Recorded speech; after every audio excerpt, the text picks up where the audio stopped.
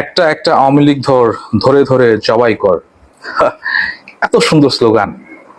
স্লোগানটা শুই না মানে মনটা একেবারে ভরে গেছে। বিশ্বাস করেন, মানে এত সুন্দর স্লোগান আপনারা কোত্থেকে পান?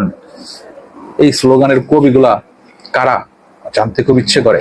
সুন্দর করে লাইন লিখছে, একটা একটা আওয়ামী লীগ ধরে ধরে জবাই কর। আচ্ছা ভাই, এটা তো বাংলাদেশ নাকি? এটা সৌদি আরব না। আর যদি সৌদি আরবও হয়, ধরেন আমি মেনে নিলাম বাংলাদেশে জবাই করার কথা আছে, জবাই করা যায়।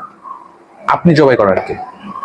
জবাই করলে নিশ্চয়ই ওইখানে একটা ইয়ে থাকবে, একটা সংস্থান থাকবে, অর্গানাইজেশন থাকবে। আপনি জবাই করার কে? এখন যে আপনি জবাই করার মতো একটা উদ্যোগ নিচ্ছেন, এটা কেন জানেন? কারণটা হচ্ছে এখন আপনার কাছে ক্ষমতা আছে। এখন পুলিশ আপনার, আর্মি আপনার, র্যাব আপনার, আদালত আপনার, আপনি হচ্ছেন দেশের রাজা। এই জন্য আপনার মনের মধ্যে কোনো ভয় নাই। আপনি আওয়ামী লীগ, বাংলাদেশের একজন নাগরিক, একটা বাংলাদেশের একজন সিটিজেন, আপনিও বাংলাদেশের একজন সিটিজেন, তারপর আপনি তাকে ধরে জবাই করতে চাচ্ছেন। বাংলাদেশ কোন পর্যায়ে চলে গেছে চিন্তা করেন। স্লোগান দেওয়ারও তো স্লোগান কি? এটা কি স্লোগানের রাজনীতির ভাষা হইতে পারে যে একটা একটা আওয়ামী লীগ ধরে ধরে জবাই কর? এটা কতটুকু যুক্তিসঙ্গত হইল সেটা আমি জানতে চাচ্ছি। আমার বিএনপির ভাইদের কাছ থেকে আমি জানতে চাচ্ছি। বিএনপির মধ্যে অনেক ভালো মানুষ আছে, আমি বিশ্বাস করি সেটা। আমি তাদের কাছে জানতে চাচ্ছি, এইটা কোনো রাজনীতির ভাষা হইতে পারে না। দয়া করে এগুলো থেকে বেরিয়ে আসেন।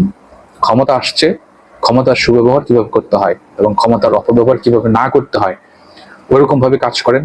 আপনার কাছ থেকে আওয়ামী লীগ শিখবে, কাছ থেকে জামাত শিখবে, আপনার কাছ থেকে নেপাল শিখবে, ভুটান শিখবে, ইন্ডিয়া শিখবে, পাকিস্তান শিখবে, পুরো পৃথিবী আপনার কাছ থেকে শিখবে যে ক্ষমতার অপব্যবহার কিভাবে না করতে হয়।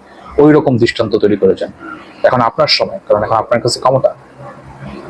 পরিবর্তন করে দিয়ে যান যাতে ইতিহাসের আপনার নাম লেখা থাকে। একটা একটা আওয়ামী লীগ ধরে ধরে জবাই কর, ওই রকম ইতিহাস করলে ইতিহাসে আপনার নাম হয়তো লেখা থাকবে, কিন্তু মানুষ আপনার থু দিবে। গণতান্ত্রিক দেশ হচ্ছে বাংলাদেশ। গণতন্ত্র বাংলাদেশের মূল কনস্টিটিউশন। গণতান্ত্রিক একটা দেশে আপনি একজন নাগরিক হয়ে আরেকজন নাগরিককে জবাই করবেন, এটা হচ্ছে আপনার স্লোগান, এটা হচ্ছে আপনার রাজনীতির ভাষা। দুঃখজনক, খুবই দুঃখজনক।